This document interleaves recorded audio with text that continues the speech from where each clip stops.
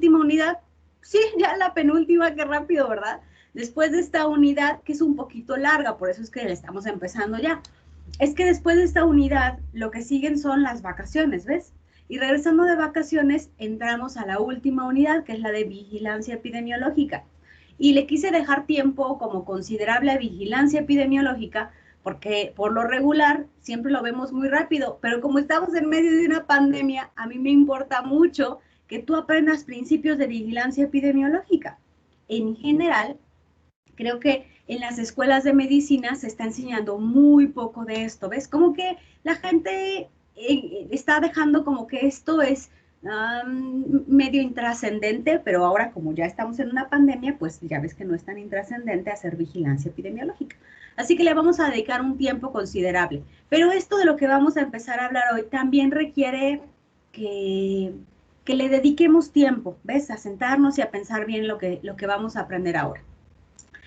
En las unidades pasadas, las últimas dos, que fueron medidas de frecuencia y medidas de asociación, aprendimos cómo se calcula, básicamente, para eso eran, cómo se calculan en epidemiología la frecuencia con que ocurren eventos y, eso por una parte. Por otro lado, lo que aprendimos con las medidas de asociación es cómo saber cuando la ocurrencia de un evento puede estar ligado a otra cosa. ¿En qué medida están ligadas esa cosa A y la cosa B? Y eso lo vimos con las medidas de asociación. Y si ustedes ya alcanzaron, ay, perdón, quiero estornudar. Si ustedes ya alcanzaron a ver el video del riesgo atribuible, pues esa es otra medida que permite saber cuánto de un factor, si yo lo eliminara, podría yo eliminar la incidencia de una enfermedad. Así que esa otra medida, la del riesgo atribuible, pues es útil para entender cuánto sirve hacer algo para prevenir la ocurrencia de una enfermedad. Ahora, antes de pasar a la nueva unidad, quiero decirte una cosa sobre las medidas de asociación y las otras medidas. Fíjate, yo no sé si tú te acuerdes que en la clase pasada yo te decía, déjame agarro mi pizarrón, ¿sí? Yo te decía que una medida de asociación es dividir una cosa sobre otra, ¿te acuerdas? Hasta te lo puse como con un circulito aquí. Una medida de asociación es dividir una cosa A por una cosa B. Pero una medida, la del riesgo atribuible, es una resta. ¿Te acuerdas que te dije es esto menos esto? ¿No? Entonces, lo que yo estoy dividiendo aquí, en esto primero, es la incidencia en las personas que se exponen contra la incidencia entre las que no se exponen. Pero aquí lo que estoy haciendo es restando la incidencia de los expuestos menos la incidencia de los no expuestos. Esto de aquí, al final, es una diferencia absoluta, ¿ves? Porque proviene de una resta. Esto de acá es una diferencia relativa, porque proviene de una división, ¿ves? Lo voy a repetir. Cuando tú divides, calculas una diferencia relativa, pero cuando tú restas, calculas una diferencia absoluta. En ocasiones, se le da demasiada relevancia a esto y a esto no tanto. Pero lo que quiero decirte ahora, antes de pasar a la siguiente unidad, es que las medidas estas, las relativas, pueden ser irrelevantes si no conocemos esta diferencia. Y te lo pondré con un ejemplo muy simplón. Imagínate que yo te digo que Claudia Castillo, consume a 10 veces más agua que Valeria Navarro. ¿Vas? Entonces te digo, es 10 veces más, como la idea aquí del RR, ¿no? Es 10 veces más el riesgo cuando estás expuesto que cuando no estás expuesto. Entonces yo te digo que Claudia consume 10 veces más agua que Valeria. Y uno lo ve así y suena como un montón, ¿no? Es como, no manches, 10 veces más agua. Pero si yo te dijera, esto es relativo, ¿no? El 10 veces más es relativo. Si yo te dijera que Valeria toma 10 mililitros de agua, entonces, ¿cuánta agua toma Claudia? Si toma 10 veces más. 100. 100 mililitros, ¿verdad? Entonces, fíjate, Si Valeria toma 10 mililitros, que eso, o sea, nada, ni siquiera es, o sea, fíjate, un caballito, solo para que tengas la referencia de cuántos 10 mililitros, un caballito de esos de tequila son 30 mililitros. Entonces Valeria se toma un tercio de eso. Y Claudia se toma 10 veces más, entonces toma 100 mililitros, ¿ves? O sea, 100 mililitros es también súper poquito, pero es 10 veces más. Bueno, a veces en salud nos perdemos en las medidas relativas sin conocer el efecto de las medidas absolutas. Así que a ti te va a tocar ver muchas veces artículos de investigación que te digan, el efecto de esta exposición es incrementar 10 veces más el riesgo. Sí, pero a veces el riesgo basal, como el de Valeria, es súper chiquito, que aunque algo me lo incremente 10 veces, pues tampoco es que me esté incrementando tanto, ¿ves? Por eso estas medidas que a veces nadie pela, las absolutas, son tan importantes. Y vas a ver que casi no las vas a ver reportadas en la literatura, porque quién sabe, la verdad. O sea, yo no sé si porque son demasiado simples, la gente tendemos a ignorarlas, o porque de algún modo, pues solamente hay autores que han preferido abordar estas medidas en lugar de estas medidas, ¿va? Como pudiste haber notado en el video, si ya lo viste, si no, ve a verlo, por favor, ve ese video. Como pudiste haber notado, el cálculo de una medida de riesgo atribuible, las medidas de riesgo atribuible, no es más complejo que haber aprendido a calcular un OR o una RR, ¿ves? O sea, casi lo mismo. Lo único que aquí, la diferencia es que en estas medidas estás dividiendo y en estas medidas estás restando, ¿ves? De modo que la diferencia entre Claudia y Valeria de manera relativa es 10 veces más, pero de manera absoluta, ¿cuántos mililitros tienen de diferencia una y otra? 90 mililitros, ¿ves? Eso es la diferencia que hay. Va. Bueno, dicho lo anterior, ahora sí pasemos a el nuevo tema. ¿De qué se trata el nuevo tema del que vamos a hablar? Aprender a medir, o sea, calcular incidencias, prevalencias y todo eso es muy importante. Pero otra cosa muy importante es de dónde vienen esos datos. ¿Cómo se le hace para generar los datos con los que después yo voy a poder calcular medidas? Eso es muy importante también, porque digamos que de la estructura de la investigación que tú seguiste viene la calidad de los datos, por una parte, pero también la certeza de que esos datos son fieles a la realidad. ¿Ok? Cuando yo hablo de estructuras de investigación, también otra forma de decirle es diseños de investigación. Ahora, quiero que pienses que un diseño es como el diseño de una construcción, ¿ok? Las construcciones pueden diseñarse de diferentes maneras porque obedecen a diferentes propósitos. El diseño de una bodega, por ejemplo, es diferente que el diseño de una clínica hospitalaria o una clínica de atención en salud. Se requieren diferentes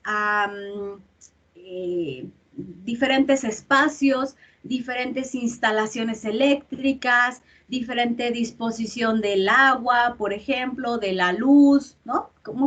Es distinto, pues. Entendemos que un diseño es distinto porque obedece a diferentes propósitos. Bueno, en la investigación pasa lo mismo. Hay diferentes diseños porque hay diferentes propósitos. Y algo que uno aprende en una materia como metodología de la investigación, o sea, en una que tú ya llevaste, la de metodología de la investigación, es que, ¿cómo lo digo? A ver, ¿cómo lo expreso? Para que me salga mejor. Uno, depende del propósito que tú tengas, el diseño que vas a elegir. Bueno, ahorita lo digo porque como un poco se me acaba de ir la idea. Perdón. Bueno, entonces cada diseño tiene su propio propósito. Y el día de hoy voy a hablar de la forma como más general. Ya me acordé de lo que quería decir. Cada disciplina, lo que uno aprende en metodología de la investigación es que hay un método general de la ciencia, que es el método científico, ¿verdad? Ok. Pero la ciencia es como una cosa abstracta, gigantesca, ¿va? Y dependiendo de cada objeto de estudio, pueden existir de una cosa gigante llamada ciencia cosas llamadas ciencias particulares, ¿ves? ¿Y por qué una ciencia es particular, por ejemplo, la física o la biología? Pues porque tiene un objeto de estudio bien caracterizado o particular. Otra cosa por la que una ciencia es particular, no, es uno, por el objeto de estudio y dos, por los métodos para allegarse a ese objeto de estudio.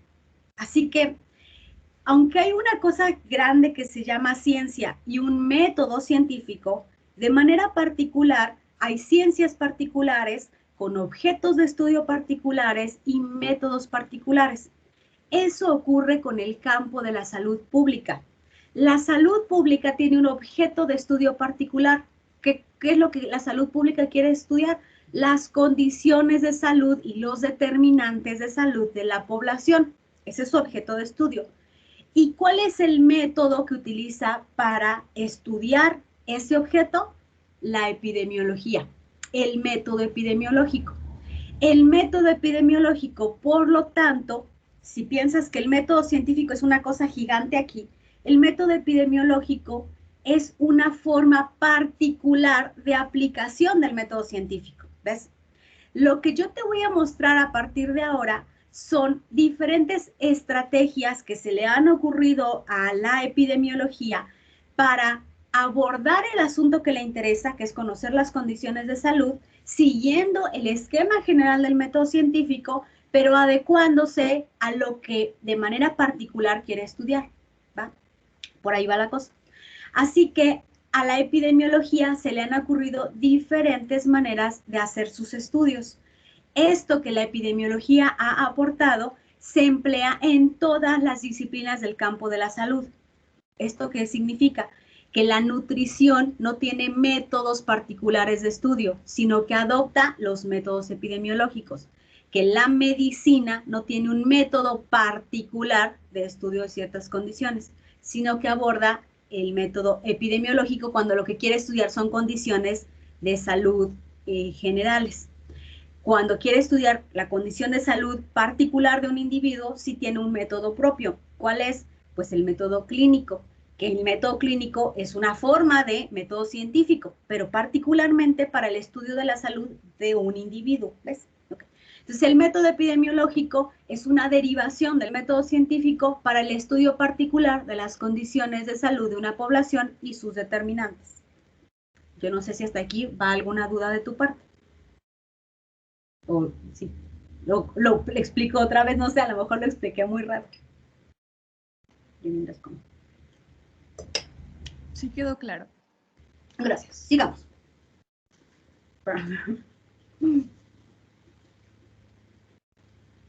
Ok, entonces, ahora sí, ya dejo nomás de que se escuche mi voz, quiero compartirte algunas cosas, ¿va? A ver, ¿dónde están? Ok. Avancemos.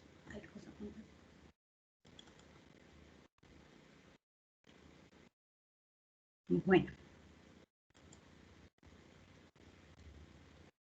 Ahí está. Así que esta sesión es introductoria al tema de los diseños de investigación. Y este tema lo vamos a estar trabajando todo este mes, ¿va? O sea, antes de salir de vacaciones, idealmente habremos acabado de ver diseños de investigación. Entonces, ahí vamos. Esto es lo que te voy a explicar, los abordajes metodológicos que en general se usan en la epidemiología. Tú, estoy casi segura, estás familiarizada y familiarizado con algunos términos que están aquí. Perdón, mi imagen está bien fea, debía haber encontrado otra.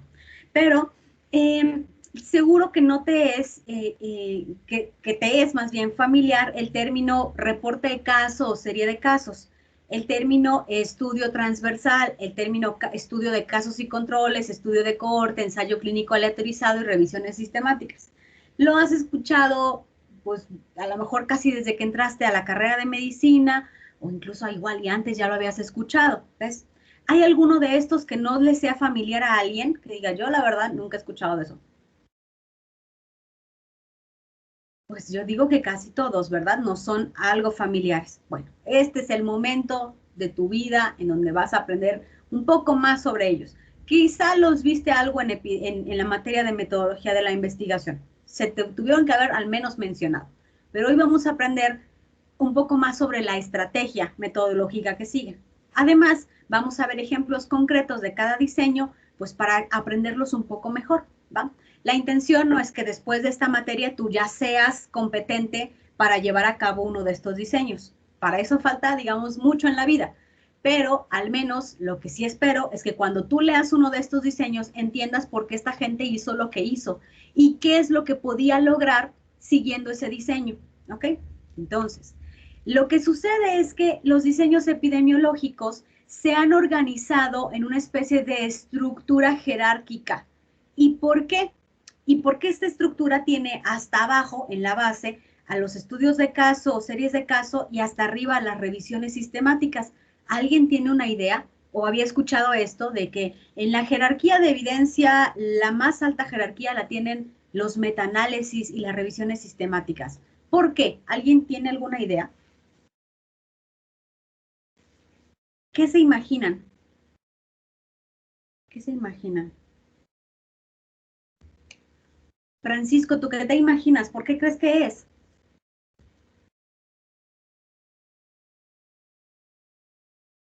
No creo estar bien, pero creo que es porque es como lo que permite llevar a cabo un control de los demás estudios. O sea, por el nombre en revisiones sistemáticas, pues pienso yo que hace referencia a que es la parte que se va a encargar de estar evaluando que los demás estudios se estén llevando de forma correcta y que sean útiles para cada cierto, bueno, no sé cómo explicarlo, pero que sean aplicados de forma correcta para lo que se necesita en el momento. No sé si me Uh-huh. di a entender. Yo creo que en parte tienes razón. Es decir, yo lo que hago en una revisión sistemática es evaluar lo que hicieron otros y ver más o menos cuáles eran las menos peores, ¿verdad? De las publicaciones y decirle, mira, de lo que está publicado, lo menos peor es esto y esta es la evidencia que arroja. ¿Ves? Una cosa así es una revisión sistemática. Pero, ¿por qué, por ejemplo, un ensayo clínico está en un orden jerárquico más alto que un estudio transversal? Ah, bueno, déjame les explico. No están jerarquizados porque estos estudios tengan más calidad que estos. O sea, no significa esta jerarquía que un ensayo clínico sea un estudio más confiable y de más calidad que un estudio de una serie de casos o que un reporte de caso o que un estudio transversal. La jerarquía obedece a la idea de la causalidad. ¿Por qué? Porque lo que iré demostrando a partir de las sesiones de hoy es que los ensayos clínicos lo que tienen es mayor posibilidad por la estructura que tienen, o sea, simplemente por el diseño, tienen mayor posibilidad de ayudarnos a encontrar causalidad cuando yo quiero saber por qué una cosa ocurre, o bien cuando quiero saber por qué un tratamiento funciona o si el tratamiento funciona. Más bien, esa es la pregunta. Si yo quiero saber si un tratamiento es causa de que la gente viva más, entonces el diseño que mejor me deja ver eso es un ensayo clínico. ¿Por qué? Por su estructura. Pero si yo, en lugar de hacer un ensayo clínico, hice un estudio de corte transversal, estoy con más debilidad metodológica para querer probar la hipótesis que yo tengo. Entonces, esta estructura, mis niñas y niños, se debe a la capacidad metodológica para demostrar causalidad. Sin embargo, en la vida, en las necesidades de información en salud, no siempre me interesa el tema de la causalidad. A veces yo lo que de veras necesito saber, lo que más necesito saber es cuánta gente tiene una enfermedad, es decir, cuál es la prevalencia. En ese sentido, un ensayo clínico no me sirve. Por más que sea bueno para identificar causalidad, si yo no quiero causalidad, sino simplemente la prevalencia, entonces lo que necesito es un estudio transversal que está en menor nivel jerárquico, pero porque no es por la calidad, no es por el tipo de preguntas que se responde, es por la capacidad de identificar causalidad lo que los tiene aquí, ¿va? Así que lo que quiero que ustedes vayan aprendiendo en este curso de metodología ahorita es la estructura que cada diseño tiene y también que hablemos de características de la calidad, pero va a haber una materia más adelante que a mí no me gusta que esté tan adelante, no me gusta que medicina basada en evidencia sea hasta octavo, porque siento que ya es como súper tarde, ¿ves? Yo la pondría en el próximo semestre, acabando de ver EPI, cuando tú todavía tienes fresquecitos los conocimientos de EPI, ahí te pondría la materia, o al menos en sexto, pero aquí decidieron que sí va hasta octavo. Bueno, en esa materia lo que aprendemos son cuestiones mucho más vinculadas a la calidad de cada uno de estos diseños para responder preguntas clínicas particulares. Pero digamos que ahorita es la base. Y si me importa mucho que aprendas esto es porque como la otra materia también la enseño yo y falta mucho tiempo para que la curses, lo que he visto es que cuando llegan a octavo ya se les olvidaron un montón de cosas, ¿ves? Entonces quiero que las aprendas lo más posible para que te dure lo más que se puede ese conocimiento y cuando lleguemos a octavo no tengamos que repasar toda la clase de epidemiología porque ya se nos olvidó. Que otra cosa que tienen de diferentes los estudios es que algunos, por su naturaleza, son más fáciles de hacer que otros. No quiere decir que los estudios transversales, ahorita te explico con más detalle qué son, pero generalmente se refieren a las encuestas, no quiere decir que eso sea una cosa fácil. Por ejemplo, hay una encuesta en este país monstruosamente gigantesca. Bueno, no es monstruosa, es gigantesca. La INSANUD. La INSANUD es la encuesta de salud más grande que se hace en México. Y esa encuesta tiene un muestreo a nivel nacional, o sea, tiene representatividad nacional y además estatal. Otra forma de representatividad de esa encuesta es a nivel urbano y rural. Entonces, es una encuesta con un montón de gente y que además es compleja de llevarse a cabo. Es una encuesta. Pues esta que está aquí abajo es mucho más compleja a veces que un ensayo clínico. ¿Ves? Un ensayo clínico en realidad tiene una estructura muy sencilla, si lo pensamos de alguna manera, ahorita que te lo explique.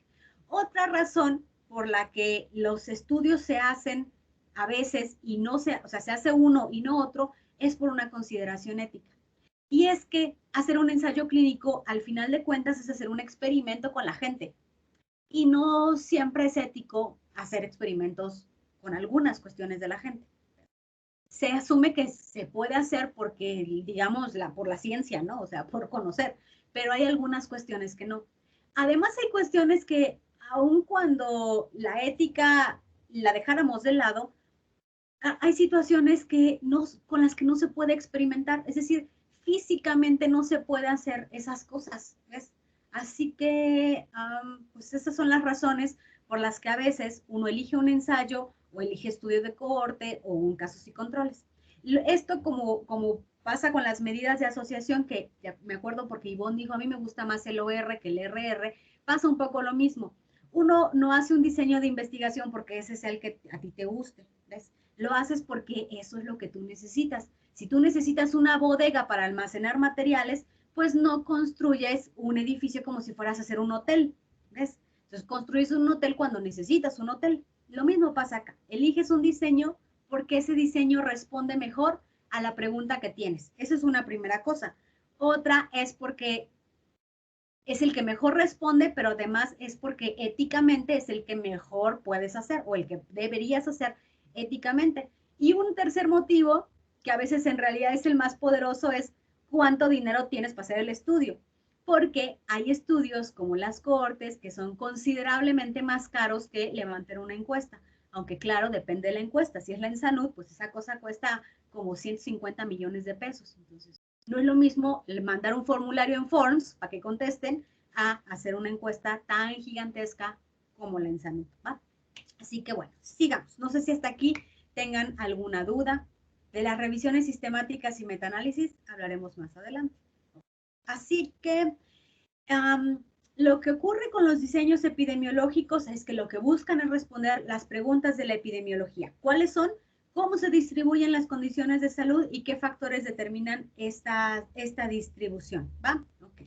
La intención, al final de cuentas, chicas y muchachos, de la epidemiología no es nomás enterarse de cosas porque está muy padre saber, sino porque a partir de ese conocimiento lo que se pretende es entender qué es lo que eventualmente tenemos que llevar a cabo para prevenir una enfermedad. ¿Ves? Así que el conocimiento no es nomás por saber, sino para poder hacer algo al final de cuentas. Por lo tanto, mientras mejor diseño utilicemos, la calidad de la información que obtenemos es, digamos, mejor y eso nos permite tomar mejores decisiones. Si tú un evento, una enfermedad, no la puedes caracterizar bien porque usas un diseño inapropiado, pues la decisión que vas a tomar al final de cuentas podría no estar fundamentada en la mejor evidencia posible. ¿Ves? Así que la calidad de la evidencia proviene de la calidad del diseño con el que obtuviste la información. Si voy muy rápido, díganme, maestra, va muy rápido. En términos generales, las cosas que uno se va a querer responder son, estoy un poco repitiendo, ¿cómo se distribuye una enfermedad? Y hay diseños especialmente hechos que fueron súper útiles para entender cómo se distribuye una enfermedad. Pero si yo no quiero saber eso nada más, si yo quiero entender las causas de enfermedad, hay diseños que me ayudan para eso. Y si yo quiero saber la eficacia o entender la eficacia de tomar ciertas acciones para prevenir una enfermedad o para controlarla, entonces hay diseños hechos para eso, ¿va? Entonces, aquí están las 3 razones y hay diferentes diseños para abordarlas. Este es un esquema en donde estoy clasificando de manera general los diseños epidemiológicos. No es la única forma de organizarlo. Hay otras y, bueno, de esas te hablaré más adelante. Pero ahora, por favor, presten atención a esta imagen.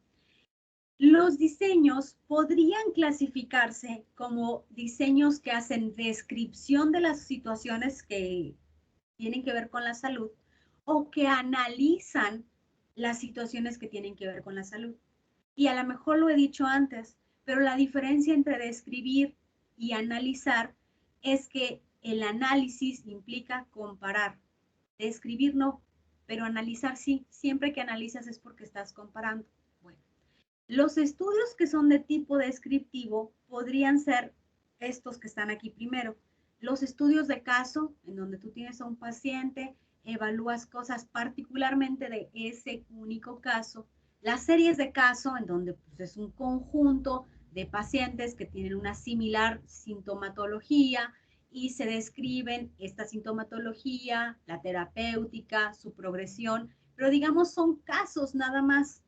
Y los estudios transversales, que son estudios que quieren medir eventos en un grupo un poco más grande de sujetos y describir lo que está ocurriendo con ellos. En el caso de los estudios analíticos, hay de 2 sopas aquí. Los que hacen el análisis simplemente por la observación de eventos, ese es el caso de los estudios denominados casos y controles y cohortes, y otra forma de estudio analítico es hacer un experimento. A eso en salud, a los experimentos, les conocemos como ensayos clínicos, pero al final de cuentas son experimentos en humanos.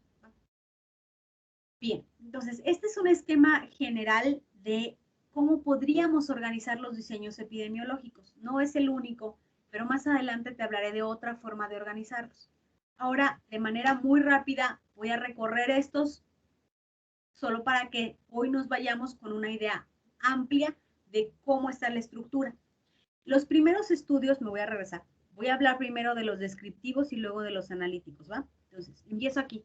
Los descriptivos, que son estos 3 que yo te había mostrado, lo que sirven es para poder hacer una descripción de un patrón o de una forma de distribución de condiciones de salud.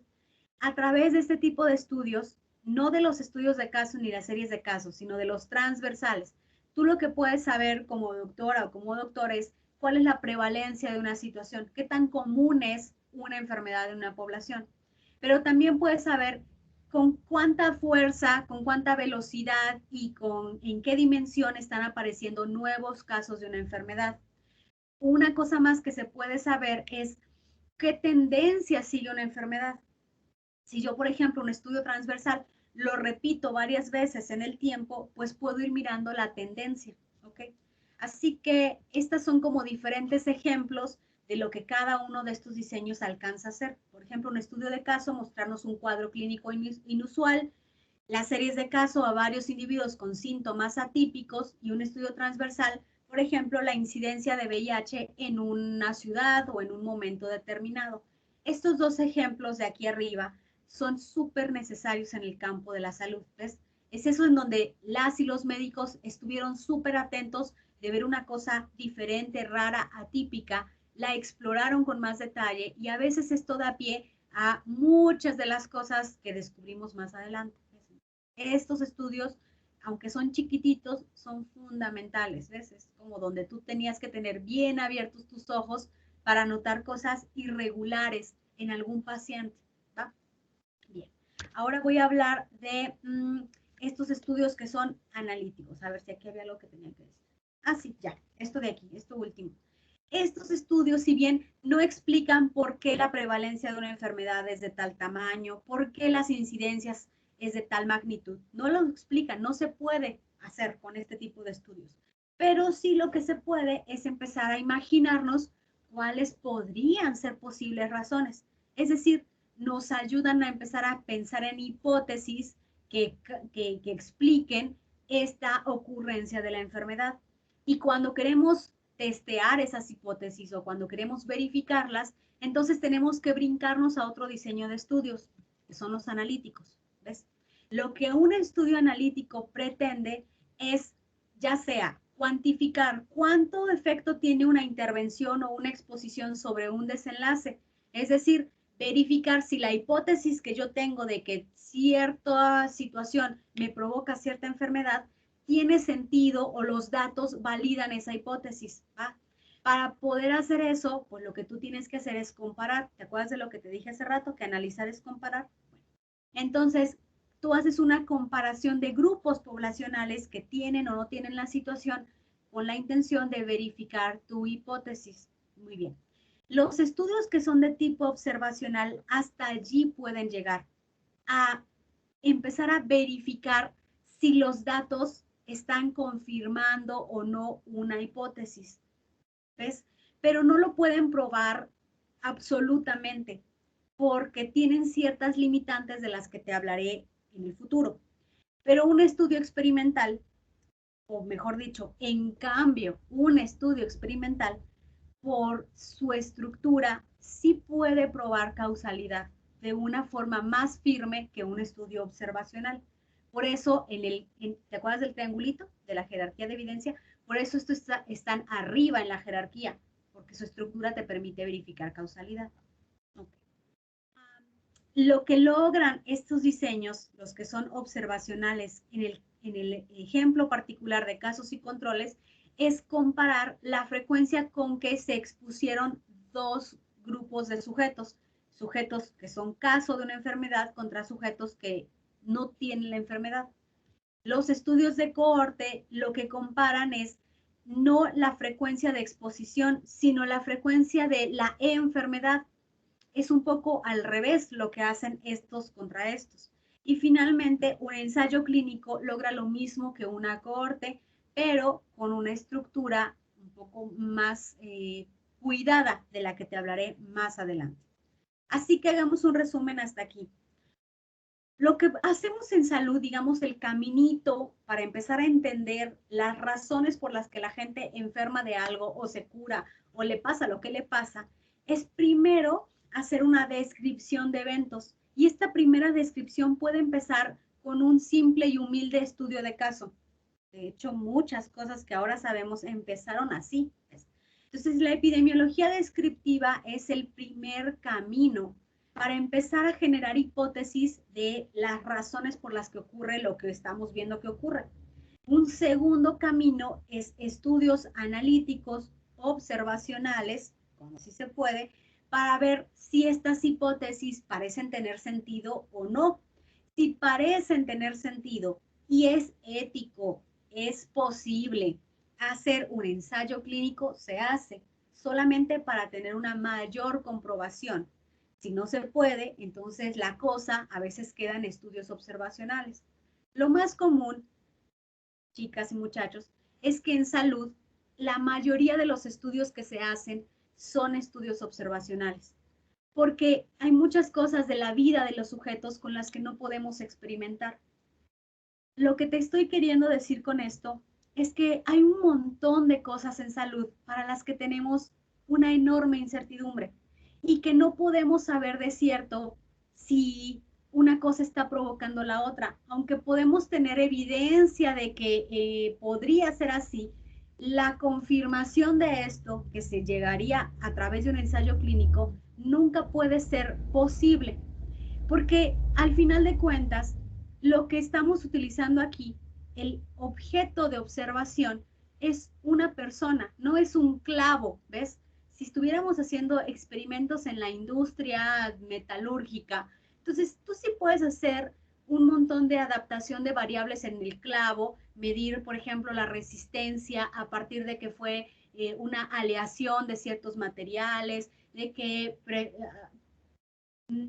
empleaste cierto tipo de temperatura para la cocción de lo que sea, en que el almacenaje tiene ciertas características, ¿sabes?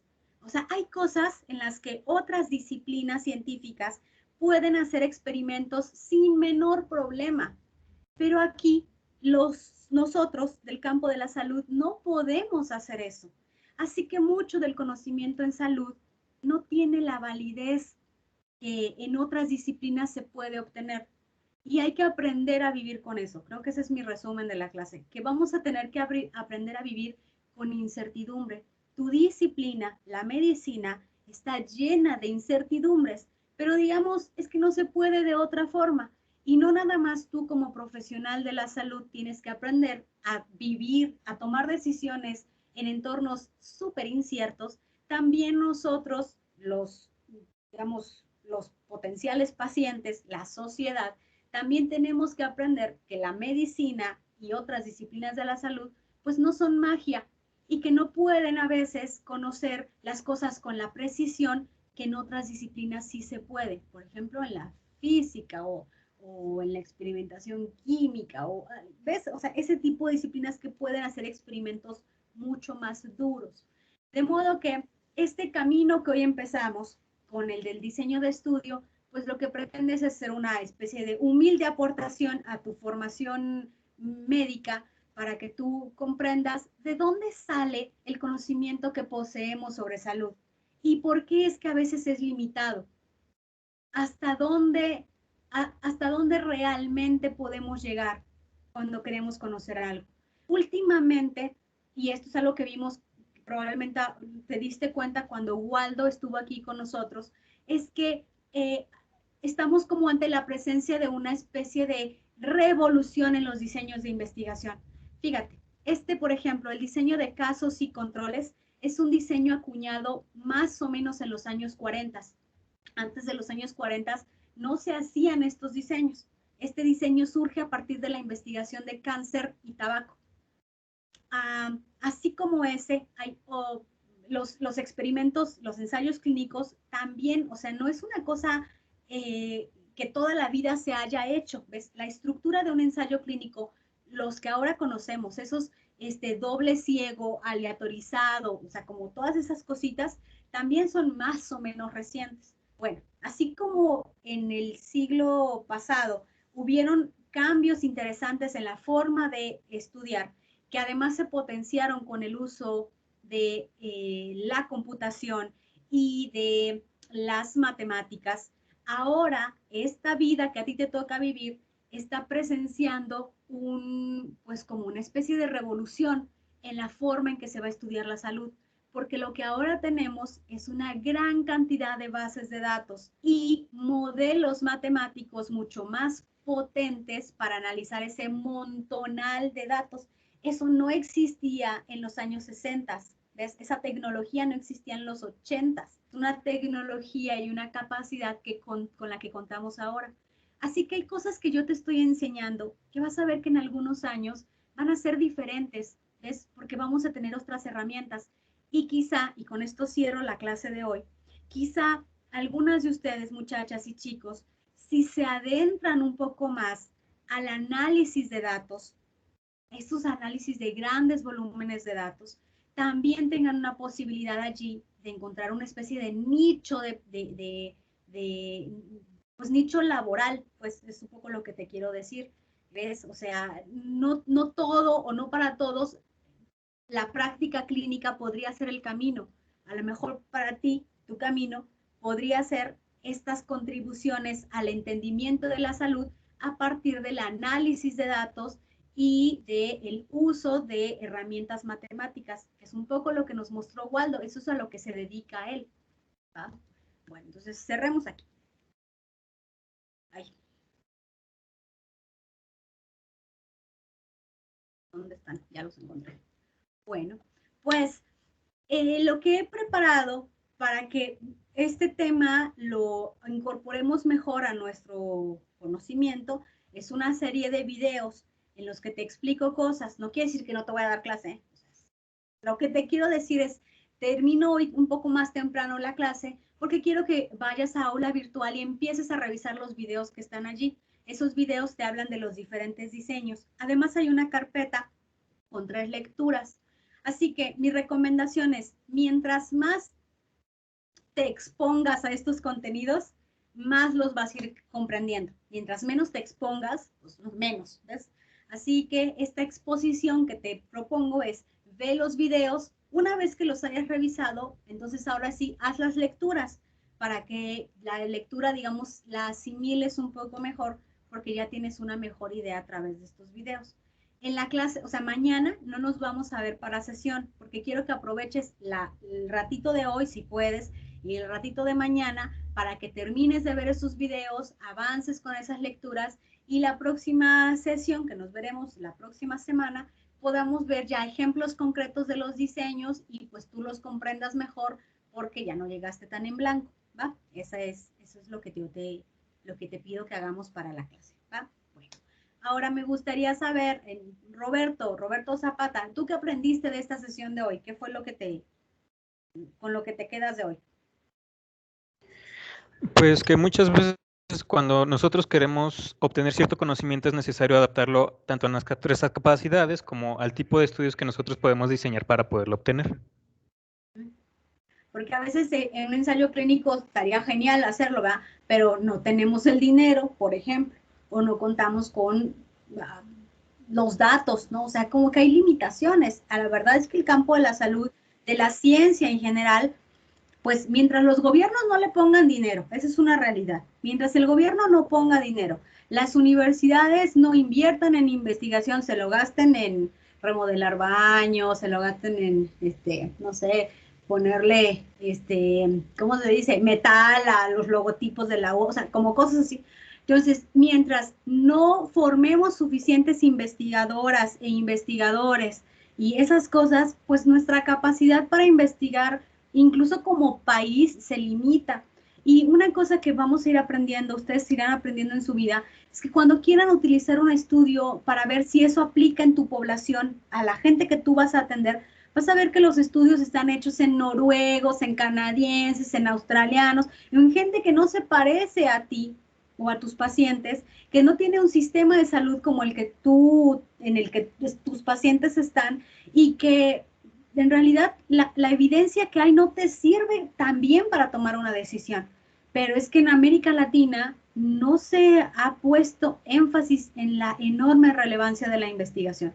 Y muchos estudiantes del área de salud pues prefieren más actividades clínicas que actividades de investigación. Y no es que sea malo, o sea, más bien es que hay un déficit, ¿ves?, en la generación de investigadores. Porque a veces yo he escuchado que hay estudiantes que dicen que hacer una maestría en ciencias es como si fuera una especie de derrota en la vida.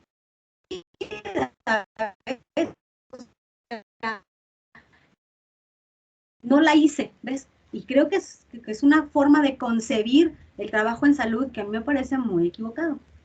Citlali, ¿tú tienes alguna opinión ya para cerrar?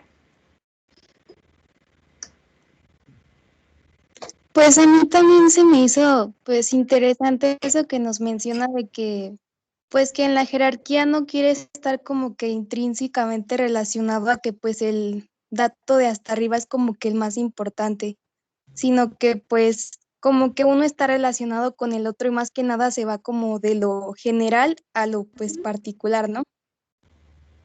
Exacto, se van concatenando el conocimiento. Muy bien. Bueno, no sé si alguien más quiere decir una cosa para terminar. ¿Cómo fue la clase de hoy? ¿Fue muy rápida? ¿Cómo vamos? ¿Cómo se sienten? ¿Vamos bien? Bueno, pues me dio mucho gusto saludarles en este día. Les deseo que tengan muy bonita semana y bueno, pues ya está el material en aula virtual. Por favor, revísenlo, ¿va? Y no nos encontramos mañana porque es tiempo para que ustedes revisen todo ese material. Nos encontramos hasta el próximo lunes. ¿Está bien? Gracias, maestra. Gracias.